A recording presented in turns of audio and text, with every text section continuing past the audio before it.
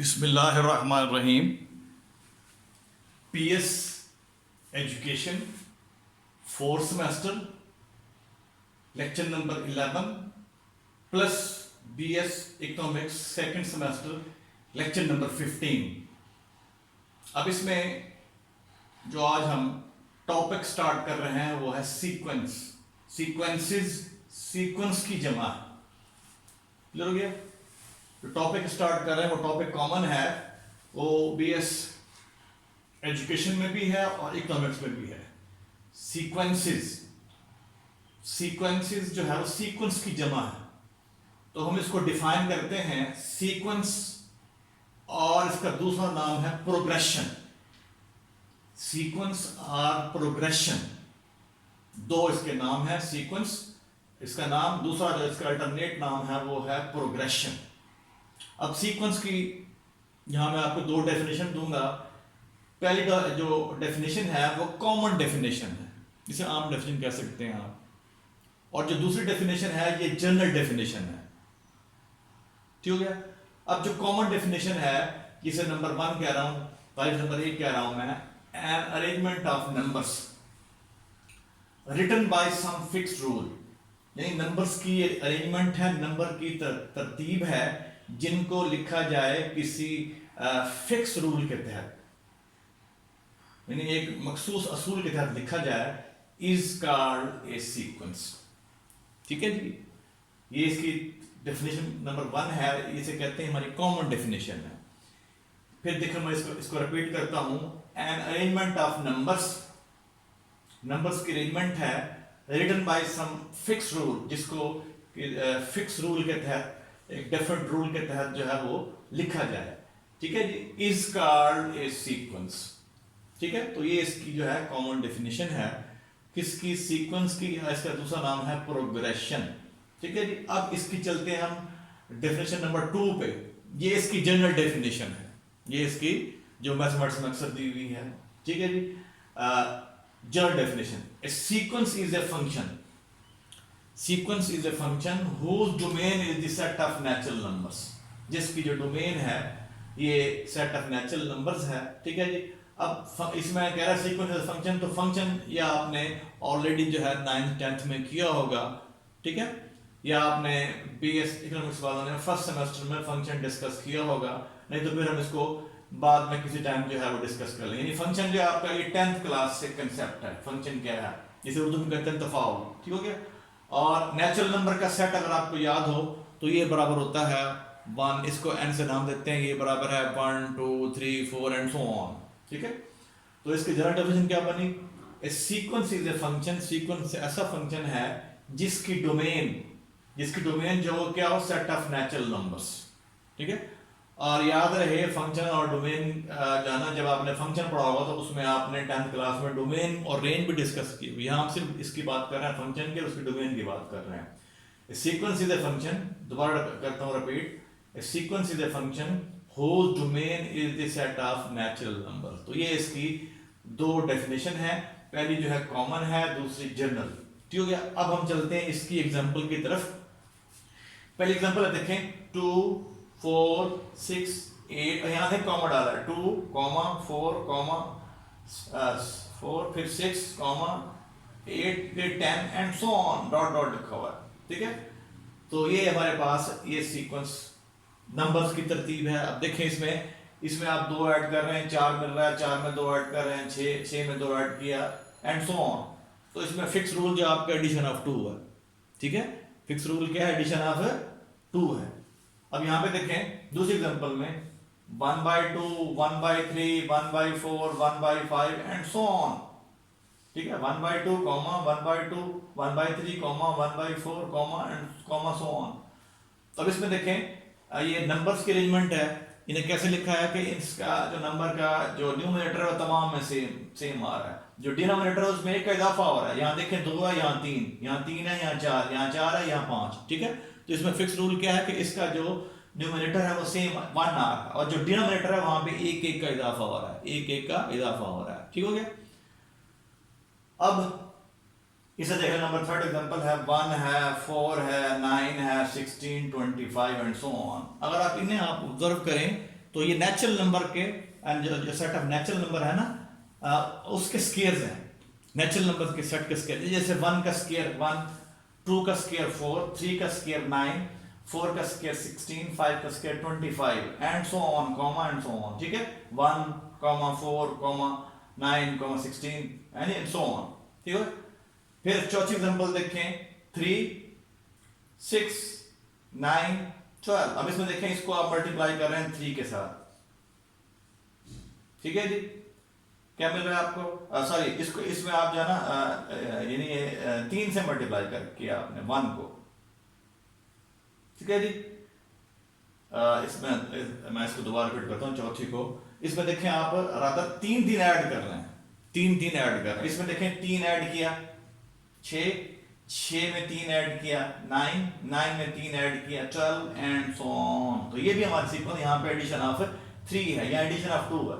ठीक है, ये भी सीक्वेंस है, ये मुख्तलिफ एग्जांपल है, ये भी सीक्वेंस है, ये भी सीक्वेंस। यहाँ पे आप इसमें 3 में आप 3 ऐड कर रहे हैं 6, 6 में 3 ऐड कर रहे हैं 9, 9 में 3 ऐड कर रहे हैं 12। तो ये भी हमारी सीक्वेंस है। ठीक है, अब इसके लिए जो हम नोटेशन इस्तेमाल करते हैं, sequence is denoted by this, यानी सेट ऑफ जो ब्रैकेट है सेट ऑफ वैल्यूज के अंदर an लिखेंगे और a1 a2 और a3 यानी comma a1 comma a2 comma a3 comma so on dash dash comma an फिर comma dash dash so on. यूं लिखें बात एक ही। ठीक है, अब ये इसकी जनरल रिप्रेजेंटेशन है किसकी? सीक्वेंस की। अब इसमें a1 से मुराद फर्स्ट टर्म है।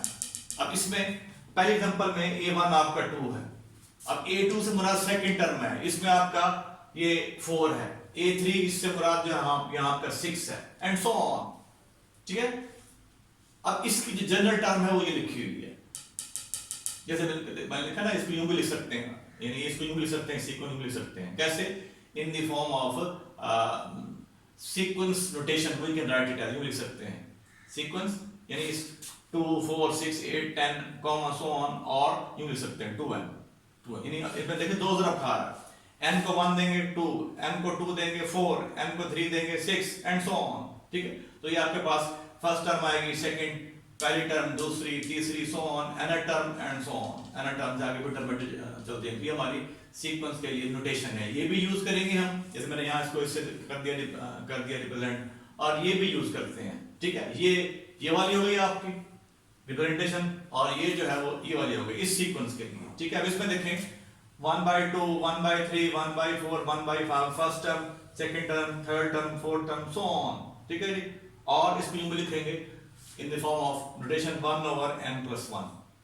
इसमें देखिए आप n को 1 दें तो 1/2, n को 2 दें तो 1/3, n को आपने दिया है 3 तो 1/4, इसकी टर्में आती जाएंगी आपके पास। तो ये इसकी जनरल टर्म होगी, जैसे n टर्म भी कहेंगे दिस वन।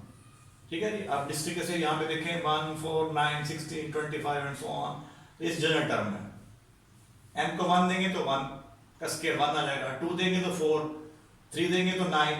ठीक है, तो यानी जनरल टर्म से मुराद ये आपकी an जो है ये हमारी कहलाती है जनरल टर्म। ठीक है जी, an represent the general term या nth टर्म भी कहते हैं इसको, an रिप्रेजेंट nth टर्म और general term of the sequence, और ये इसकी रिप्रेजेंटेशन है। यूं लिख लें बात एक ही है। मैंने यहाँ 2 एग्जांपल के लिए आपको ये जो एग्जांपल मैंने लिखी हैं चारों के लिए आपको मैंने ये इसको अगर आप खोलेंगे एक्सपैंड करेंगे यानी इस इन द फॉर्म ऑफ सेट, इसकी नोटेशन ये बनेगी, और जब एक्सपैंड इस तरह लिखेंगे a1, a2, a3 तो ये भी नोटेशन इसकी बनेगी। तो मैंने यहाँ पे दोनों इसकी रिप्रेजेंटेशन लिख दी है, इसकी भी, ये सारी सीक्वेंसेस हमारी। ठीक हो गया, तो सीक्वेंस की जनरल टर्म के लिए हम an यूज करेंगे। an represent the nth term और जनरल टर्म an रिप्रेजेंट करती है an दिस वन, यानी ये जो है ये करेगी रिप्रेजेंट जनरल टर्म और nth term of the sequence. जैसे इस सीक्वेंस की जनरल टर्म जो है 2, 1 है, इसकी 1/n+1 है, इसकी n स्क्वायर है, इसकी 3n है। क्लियर हो गया ये? अब फिर चलते हैं आगे, फिर आता है हमारे पास real sequence. A sequence is said to be real if all the terms of a sequence are real number। ठीक है ना, अगर सीक्वेंस की तमाम टर्में ये तमाम मेंबर्स, अब टर्म से मुराद ये है this one, a1, a2, a3 so on, an so on, यहाँ देखें 2, 4, 6, 8 ये सारी टर्म है इसकी, या मेंबर भी कहेंगे सीक्वेंस के, 1/2, 1/3, 1/4, ये सारे सीक्वेंस की टर्म्स कहलाएंगे या मेंबर्स कहलाएंगे। ये कह रहा है if all the terms of a sequence are real numbers then it is called real sequence. यानी अगर उसकी तमाम टर्म्स का ताल्लुक सेट ऑफ रियल नंबर से हो या सेट ऑफ रियल नंबर के एलिमेंट हो, ठीक है, तो तमाम टर्म में ये मेंबर्स, तो उसे कहते हैं हमारे सीक्वेंस जो है वो क्या है, रियल सीक्वेंस है, रियल सीक्वेंस है। फिर इसमें एक और डेफिनेशन है finite sequence. If the number of term in sequence is finite then it is called finite sequence. जैसे हमारे पास ये है 3, 6, 9, 12, 15 सीक्वेंस है, लेकिन यहाँ नंबर ऑफ टर्म कितनी है, 1, 2, 3, 4, 5 इसकी नंबर ऑफ टर्म हम जो है काउंटेबल है। तो अगर नंबर ऑफ टर्म काउंटेबल हो तो फिर हम कहते हैं हमारे सीक्वेंस जो है फाइनाइट है। क्या है, फाइनाइट। लेकिन यही सीक्वेंस यहाँ पे देखें तो ये यहाँ कहलाएगी सीक्वेंस है, लेकिन इट इज इनफाइनाइट। यहाँ पे नंबर ऑफ टर्म जो है ना फाइनाइट नहीं है, देखें 12 के बाद कॉमा फिर डैश डैश सो ऑन से चल रहा है ये, ठीक है। तो ये फाइनाइट, इसे बोलेंगे फाइनाइट सीक्वेंस, और इसे बोलेंगे ये इनफाइनाइट। क्लियर हो गया ये? तो ये हमारे पास डेफिनेशन थी सीक्वेंस की, और उसके मैंने आपको दो जो है वो डेफिनेशन दी हैं। पहली डेफिनेशन जो है वो कॉमन है, ठीक है। अब इसका हम दूसरा नाम इसे कहते हैं, दूसरा नाम इसका सीक्वेंस क्या है, प्रोग्रेशन। जो फर्स्ट तारीफ दी आपको वो इसे मैंने कहा ये कॉमन डेफिनेशन है, an arrangement of numbers written by some fixed rule is called a sequence. और दूसरी जो जनरल डेफिनेशन है, a sequence is a function whose domain is the set of natural numbers, ठीक है। और ये मैंने आपको इसकी एग्जांपल दी हैं, ये सारी एग्जांपल हैं, पहली, दूसरी, तीसरी, चौथी एग्जांपल हैं, ठीक है। इसको यूं भी लिखेंगे, यूं भी लिखेंगे, नोटेशन की शेप में, इस नोटेशन की शेप में यूं भी लिखेंगे इसको, ठीक है। यूं भी लिख सकते हैं, बात एक ही, यूं लिखें, दैट्स ऑल ऑफ, आपकी मर्जी इसको करें, रिप्रेजेंट करें, ठीक है जी। अब यहाँ मैंने बताया इसको यूं लिखेंगे, रिप्रेजेंट करेंगे A1, A2, A3 so on, AN, so on. A1 से मुराद फर्स्ट टर्म है, A2 से मुराद सेकंड टर्म है, A3 से मुराद थर्ड टर्म है, सो ऑन। AN से मुराद nth टर्म है, जनरल टर्म भी बोलते हैं इसको, क्या बोलेंगे, nth टर्म और general term of the sequence, ठीक है जी। अब इस केस में, इस एग्जांपल में 2n आपकी जनरल टर्म है, या nth टर्म है। इस एग्जांपल में जो जनरल टर्म है 1/n+1 है, इसमें जनरल टर्म जो है वो क्या है, n का स्क्वायर, ठीक है। तो अब यानी यूं कह लें कि जनरल टर्म आपके पास इस केस में ये जो आपके पास है, लिखेंगे general term an is equal to n का स्क्वायर। इस एग्जांपल के लिए जनरल टर्म ये होगी, ठीक है जी। और इसके लिए जनरल टर्म आपके पास an is equal to 3n, ये जनरल टर्म आपके पास, ठीक है।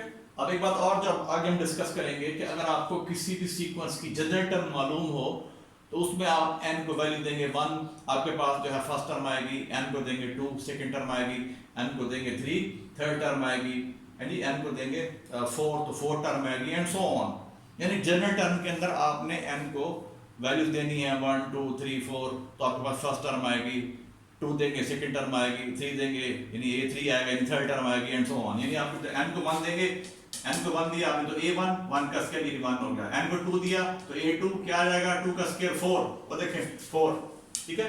फिर n को दिया आपने 3, n को दिया 3 तो 9, देखें 9 थर्ड टर्म है। n को दिया 4 तो कितना हो जाएगा, A4 चौथी टर्म है। n को दिया 5 तो A5, 5 का स्क्वायर 25 एंड सो ऑन। इसमें देखें an आपके पास 3n जनरल टर्म, या इसको जनरल टर्म में बोलेंगे n को, और nth टर्म में बोलेंगे।